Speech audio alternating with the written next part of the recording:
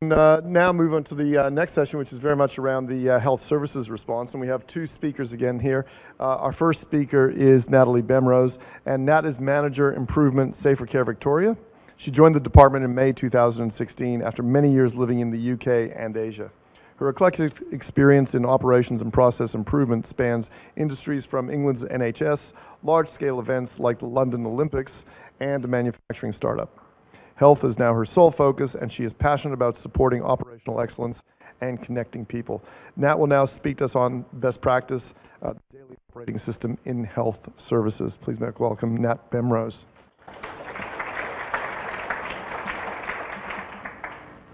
Yeah, the London Olympic success was all down to me, by the way.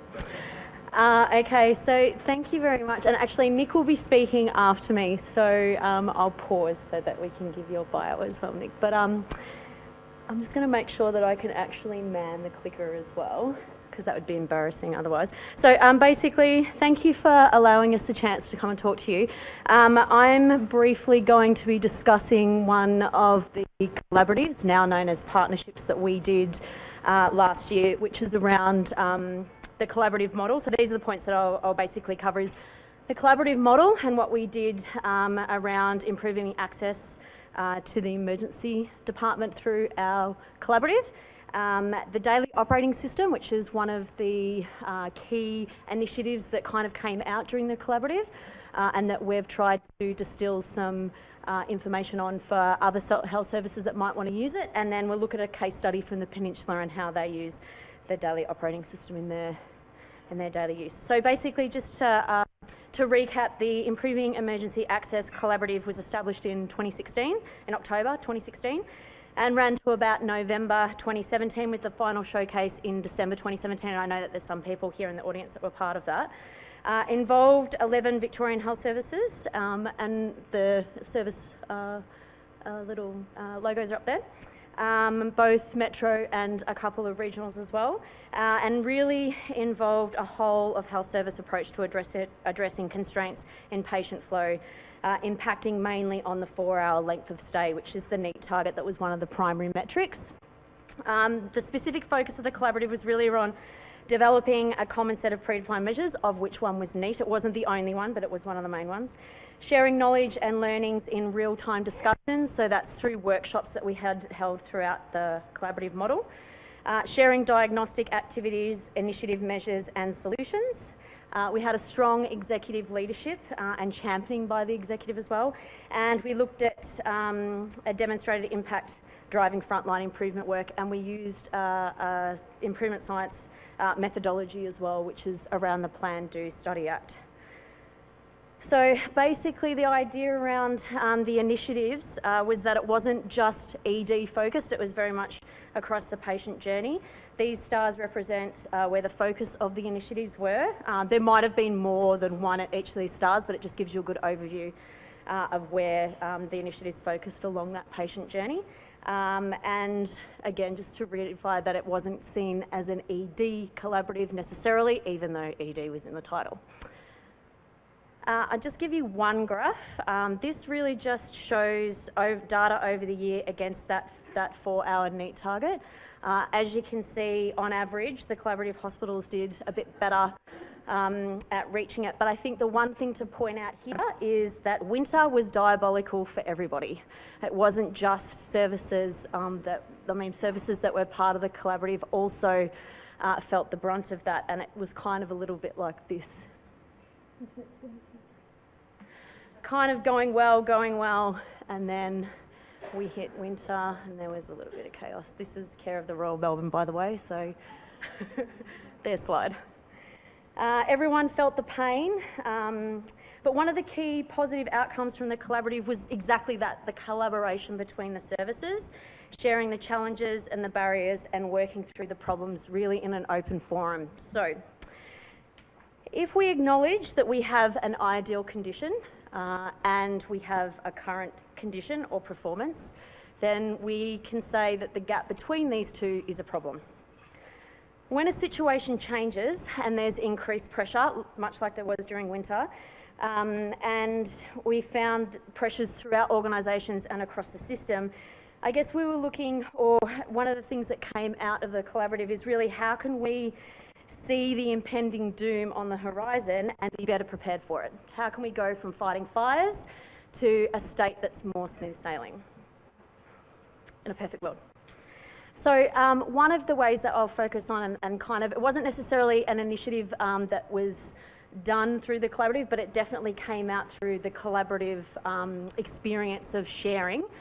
Best practice was around a daily operating system. So some services already had a DOS in place, and some services have since implemented a DOS.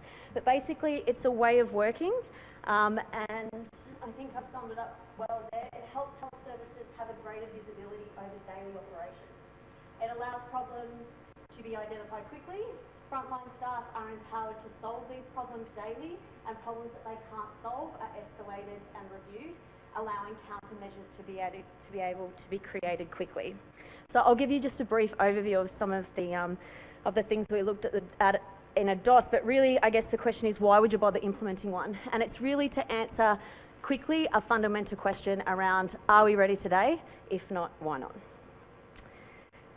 So in services that use the DOS, they're really looking to do 4 things: identify and solve problems as quickly as possible, coordinate efforts to help solve those problems, assign accountability for problems, and to better communicate throughout the organisation. So our individual components of the DOS, there's 2 separate areas for this. We've got, first of all, we need to have the supporting elements, and that's really around having support through leadership and empowering staff to be able to solve problems on the day. A tiered huddle structure, which involves team or cross-functional group huddling daily, focusing on the understanding of what the current status is within the organisation, and visual management practice, which is really around using visual management instead of text or other ways to help manage the daily operations in the huddle structure. And then we have our daily readiness assessment, which is really around answering that question, are we ready today? If not, why not? And it really involves answering structured questions around problems, our people, resources, and our metrics and goals. Some of the critical success factors that we found when we were looking at services that implemented a DOS are around having executive support and active participation. Medical engagement was really important, and active participation of medical engaged. It needed really to be owned by staff and the wards that it was on. It needed to have metrics that were linked to a strategic direction and structured problem-solving approach. Consistency and reliability, so that the huddles actually happened every day when they were scheduled. Standard work, i.e. how the huddle is actually run, and a method of problem and tracking and accountability for those problems. So just to reiterate around the benefits of what we found from the daily operating system, it's a structured way of working to provide a health service with daily operational insight. These are some of the benefits in particular we found around breaking down our organisational silos, improving staff morale because problems are actually getting dealt with on the ground and if not being escalated, improving our teamwork and coordination of the efforts, improving communication because things are talked about, increasing the pace at which problems are solved, and improving accountability. It's key to note that a daily operating system can be implemented in many ways. It really depends on the context of the health service, and individual health services do it differently, but they do have these common elements that I've talked about. It's really a structured way to address the most important problems and helps align the daily operational work to the strategic outcomes of the organisation.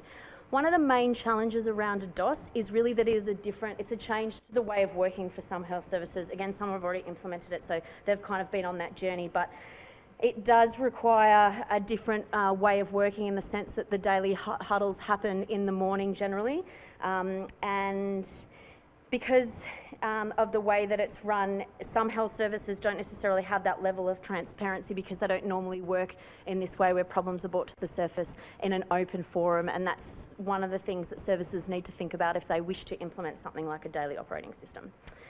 So from the work that we've done at Better Care and Safer Care Victoria to help distill the elements of a DOS and I guess the underlying principles of how to run a DOS. We've done some work with individual services, and we've put together some documents which will be available on our website. So this is really around a fact sheet, what is DOS, a slide presentation, presentation template that you can use, some of which these slides have been used today. So that's really to help kind of market it within services, and an administration guide for services who wish to go down this path, how they might implement a DOS. We can, as in Better Care Victoria and my team, can kind of help with that as well. So if you did have further questions about the DOS, or you would like to potentially implement it in your organisation, you can contact us through any of these channels. I would suggest probably hitting up the email first. That's all for my piece at the moment. I'm now going to give Nick McInnes from Peninsula an opportunity to come up and give us just a case study of how the daily operating system works in their office, in their organisation.